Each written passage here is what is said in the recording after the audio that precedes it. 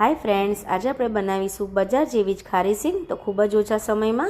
તો તેના માટે સિંગદાણાને મેં સરસ રીતે વોશ કરી અને ફાસ્ટ ગેસ પર પલાળી દીધા છે। હવે વ્હાઈટ સિંગદાણા થઈ ગયા છે, તમે જોઈ શકો છો 5 મિનિટ થઈ ગઈ છે।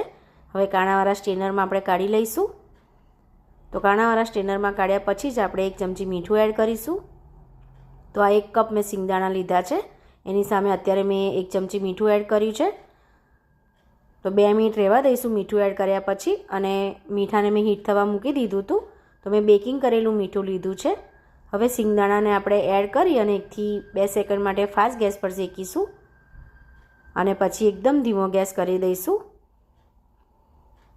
તો શરૂઆતમાં આપણને ભારે લાગશે સિંગ શેકતી વખતે, કારણ કે સિંગ ભીની છે એટલે મીઠા સાથે ચોંટી જશે।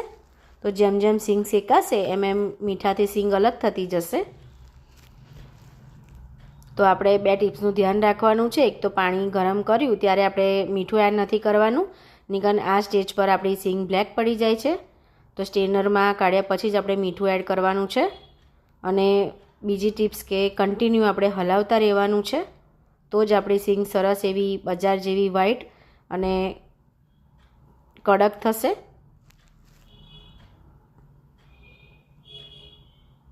તો એકદમ ધીમા ગેસ पर ज શેકવાની છે ફ્રેન્ડ્સ, હું તમને અગેન કહું છું। તો 1-2 ટિપ્સનું આપણે ધ્યાન રાખીશું, તો સિંગ તમે પહેલી વાર બનાવશો તો પણ પરફેક્ટ જ બનશે। તો ફ્રેન્ડ્સ, હમણાં મારી ચેનલ નવી છે, બહુ ટાઈમ નથી થયો, તમને ખબર હશે। તો આવી ઇઝી રેસિપીઝ જોવા માટે મારી ચેનલને લાઇક, શેર અને સબસ્ક્રાઈબ જરૂરથી કરી લેજો।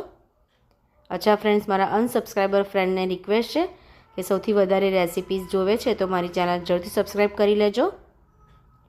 હું એકદમ ઇઝી અને હોમમેડ જે ઘરના બેઝિક મસાલામાંથી અને ઇન્સ્ટન્ટ બની જાય એવી જ રેસીપી હું તમારી સાથે શેર કરું છું ફ્રેન્ડ્સ। તો સિંગને ચેક કરી લઈએ ડીશમાં। તો ડીશમાં કાઢ્યા પછી આપણે ઠંડી થવા દઈશું અને પછી જ આપણે સિંગને ચેક કરવાની છે। તો પરફેક્ટ આપણી સિંગ રેડી છે, સ્કિન પણ સરસ નીકળી જાય છે અને 2 પાર્ટ્સ પણ જલ્દીથી અલગ થઈ ગયા છે। હવે હું તમને બીજી ટિપ્સ બતાવું કે આપણે ફ્રાય કરવાનો જે જારો આવે છે એનાથી આપણે આવી રીતે લઈ લેવાની છે, તો જલ્દી મીઠા કરતાં અલગ સિંગ પડી જાય છે, તમે જોઈ શકો છો, વાર પણ નથી લાગતી। અગેન બતાવી દઉં કે ઇઝીલી મીઠાથી અલગ થઈ જાય છે।